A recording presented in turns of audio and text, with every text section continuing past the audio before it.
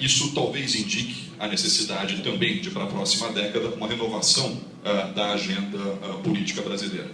Se a gente pegar as 4 últimas décadas, nós vamos ver que cada década teve uma marca.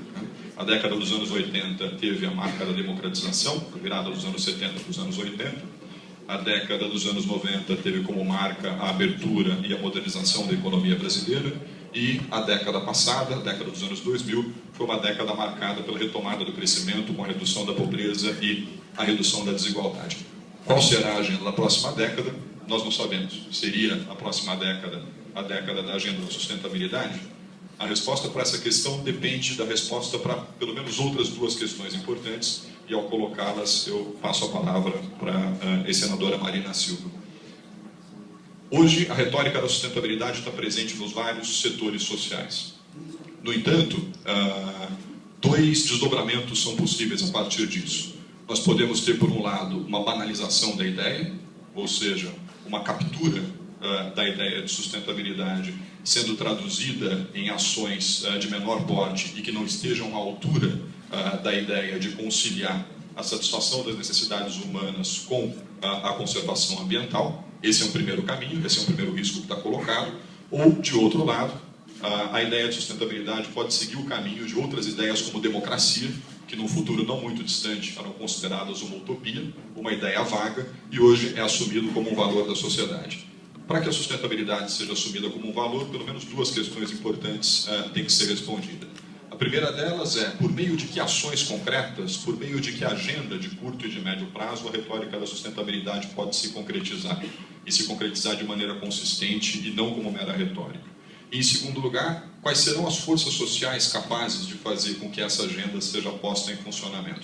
Quais são os grupos sociais, quais são os interesses que a ideia de sustentabilidade conseguirá aglutinar em torno de si para se mostrar viável? Ou seja, mais do que um discurso, o que se espera é que isso se concretize em ações. Esse é o grande desafio. É por isso que, repito mais uma vez, é com grande prazer e com grande alegria que a gente recebe hoje aqui uma das pessoas talvez mais bem posicionadas no mundo inteiro para responder a esse tipo de questão, para discutir esse assunto da maior importância conosco. Nós que temos uma universidade que pretende ser uma universidade do século XXI, não podemos nos furtar desse debate, e é por isso que isso faz sentido, é por isso que essa sala está cheia. Eu espero que a gente possa ter um bom debate nessa tarde. Como o tempo é muito curto, a ex-senadora Marina Silva vai fazer uma exposição de em torno aí de 40 minutos, e ao final, eu tenho certeza de que se a gente fosse discutir as questões que todos vão querer levantar, nós ficaríamos aqui até um pedaço da noite. Infelizmente isso não é possível, mas provavelmente nós vamos ter tempo para pelo menos uma rodada, aí com umas 4 ou 5 perguntas ao final. Então, para não me alongar mais, eu passo diretamente a palavra à senadora, e mais uma vez, muitíssimo obrigado pela sua presença conosco. Bom dia, boa tarde. Boa tarde a todos, a todas. Em primeiro lugar, eu quero agradecer a Deus por estar aqui, quero agradecer a todos que estão presentes e a honra do convite. Cumprimentando de um modo especial o magnífico reitor, doutor Hélio Waldman, lhe dizer que estou feliz de estar nessa universidade. Conversamos ainda há pouco e o senhor me mostrava um pouco o perfil dos alunos e o quanto já caminhamos nos últimos 5 anos e o quanto precisamos caminhar rumo aos grandes desafios da educação do século XXI. Cumprimento também o professor Arilson, que fez essa bela introdução do tema sobre sustentabilidade, bem como os parceiros que me ajudaram aqui, mas de um modo especial, quero cumprimentar aqui o deputado federal Walter Feldman, que nos honra com a sua presença. Walter é uma pessoa que tem me ajudado muito aí nos desafios que estou enfrentando pela frente. O Scott, nosso vereador, também o Virgílio, ambientalista, meu amigo de longas datas, um batalhador histórico aqui, Matheus Parado, companheiro de jornada aí, o Fernando, esse jovem batalhador que é um dos responsáveis também por essa organização, o Ronaldo, enfim, todos os parceiros e parceiras que ajudaram a organizar aqui com a universidade a oportunidade desse debate. Eu geralmente costumo iniciar dizendo para as pessoas o lugar de onde falo. É muito importante a gente referenciar o lugar da contribuição que estamos fazendo, para que não se criem expectativas exacerbadas. Eu não tenho uma formulação acadêmica sobre desenvolvimento sustentável. Eu tenho uma experiência vivencial e é do lugar dessa experiência vivencial que eu vou falar aqui com as pessoas que têm aí sim a obrigação de fazer uma formulação acadêmica a respeito desses temas, não é? Essa experiência vivencial tem aí pelo menos mais de 30 anos de militância socioambiental, como militante mesmo, desde que conheci o Chico Mendes aos 17 anos, e ficamos juntos até que ele foi assassinado em 88. Depois, como vereadora, deputada, senadora, ex-ministra do Meio Ambiente, e até mesmo na honrosa experiência de ter sido candidata à presidência da República. Uma outra coisa que eu acho importante para tentar contribuir com o debate na magnitude que o Arilson acaba de colocar, né, eu costumo fazer uma contextualização, né, porque é óbvio que para os desafios da sustentabilidade, nenhum de nós ainda tem a resposta. Não é? E é claro que uma coisa com essa magnitude de complexidade, é bom a gente recorrer a quem disse que a verdade não está com nenhum de nós, ela está entre nós. Não é? E eu gosto muito do Winnicott, que diz que a produção de conhecimento, do que quer que seja, não se dá exatamente no lugar fixo, mas no espaço entre, numa área de transição, onde a gente pode fazer esse encontro, esse diálogo de saberes.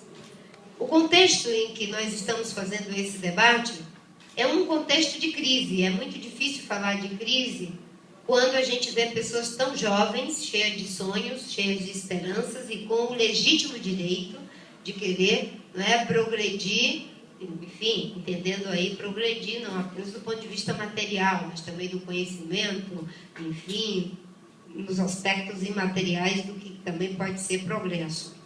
Bem, mas é melhor a gente falar o que de fato está acontecendo do que termos uma atitude alienada diante do mundo e ficarmos agindo como se nada estivesse ocorrendo que nos levasse a motivos de preocupação.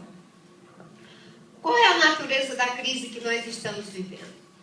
Para mim, nós estamos vivendo uma crise que se constitui de múltiplas crises. Eu vou pedir só para o repórter me ajudar um pouco, porque eu tenho uma dificuldade de visão e toda vez que está fazendo esse flash, estou ficando cada vez mais com a vista escurecida. Enfim. Então, nós vivemos, eu tive uma contaminação com mercúrio que me levou a ver um fantasminha nas letras. Então, cada flash aqui, o fantasma aumenta aqui, as letras vão ficando duplas na minha frente. Mas, enfim, a gente vive uma crise que se constitui de múltiplas crises. Vivemos uma crise econômica, uma crise social, uma crise ambiental, uma crise política e uma crise de valores. Na crise econômica, vocês estão acompanhando o que está acontecendo no mundo, e no Brasil não é diferente. Nós estamos às voltas agora, depois de um período de estabilidade econômica, estamos às voltas com baixíssimo crescimento e com o risco da volta da inflação e uma série de medidas sendo tomadas, não é, para tentar debelar a crise. Isso não é diferente no mundo inteiro, não é? Onde, não é, países como Espanha, Portugal, Grécia, França, eu tive recentemente com a ministra da Habitação da França, uns 20 dias atrás, e eles falavam de que estão usando a crise para estimular atividades que sejam compatíveis com a mudança de modelo. Ou seja, em vez de incentivar apenas a indústria automobilística sem contrapartida ambiental, eles estão fazendo por outro caminho, não é? Na busca de estimular a economia e ecologia ao mesmo tempo. Achei interessante. Talvez isso seja algo que nos ensine alguma coisa. Mas estamos vivendo uma crise em todo o mundo, econômica.